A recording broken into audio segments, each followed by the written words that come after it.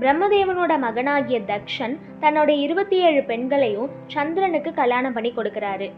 ஆனா அவரோட ஒரு மகள் தாக்ஷாயினி மட்டும் சிவபெருமான விரும்பி கல்யாணம் பண்ணிக்கிறா. இது தக்ஷனுக்கு சுத்தமா பிடிக்கல. ஏன்னா சிவன் எப்போதுமே கைலாயத்திலேயோ இல்ல சுடுகாட்டிலேயோ தான் இருக்கிறாரு.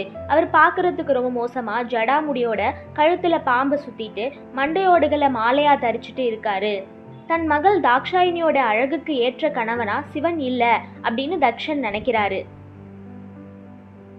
இப்படி இருக்கப்போ ஒரு நாள் தக்ஷன் ஒரு யாகம் நடத்துறாரு.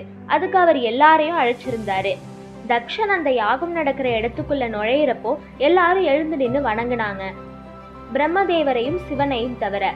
இதனால தக்ஷனுக்கு பயங்கர கோபம் வந்துடுது. கடவுளா இருந்தாலும் சிவன் என்னோட மருமகன், நான் வரப்போ எழுந்து நிக்காம என்னை அவமதிச்சுட்டான் அப்படின்னு தக்ஷன் நினைக்கிறாரு.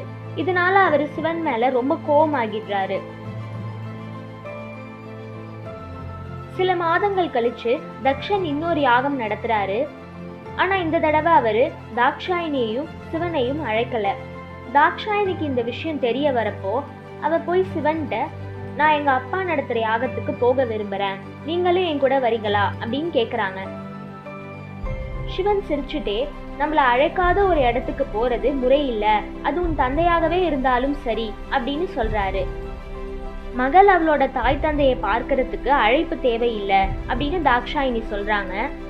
சரி நீ போயிட்டு வா, ஆனா நான் உன்னை எச்சரிக்கிறேன், நீ எனக்கு எவ்வளவு உண்மையாகவும் அன்பாகவும் இருக்கன்னு எனக்கு தெரியும். உன் தந்தை என்னை பத்தி அவதூறு பேசினா உன்னால அதை தாங்க முடியாது, அதனால ஜாக்கிரதையா இரு.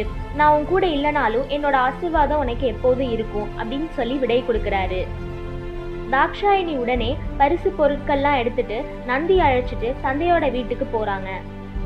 தக்ஷன் அவரோட மகளை பார்த்ததும், நான் உன்னை அழைச்சதா எனக்கு ஞாபகம் இல்ல, உன்னோட நாகரிகம் இல்லாத கணவனும் உன் பின்னாடி வரப்போறானா அப்படின்னு கேக்குறாரு. தாக்ஷாயினி தன் கோபத்தை கட்டுப்படுத்திட்டு பொறுமையா இருந்தாங்க. யாகம் தொடங்கிடுச்சு. ஆனாலும் தக்ஷன் மறுபடியும் தாக்ஷாயினிய பார்த்து, போ உன் கணவனிடமே போ, அவன் எனக்கு பண்ண அவமரியாதை எனக்கு நல்ல ஞாபகத்துல இருக்கு, உங்க 2 பேருக்கும் இங்கே இனி இடம் கிடையாது அப்படின்னு தாக்ஷாயினி பொறுமை இழக்கிற மாதிரி இன்னும் ஏதேதோ விஷயங்களை சொல்லி திட்டினாரு.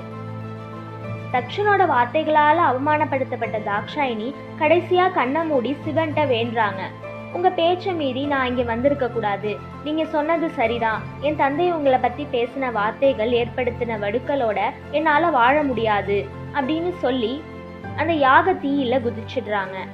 இத பார்த்த அந்த அரங்கமே அதிர்ச்சியில உறைஞ்சிடுது. இந்த விஷயம் தெரிஞ்ச சிவபெருமான் துக்கத்திலையும்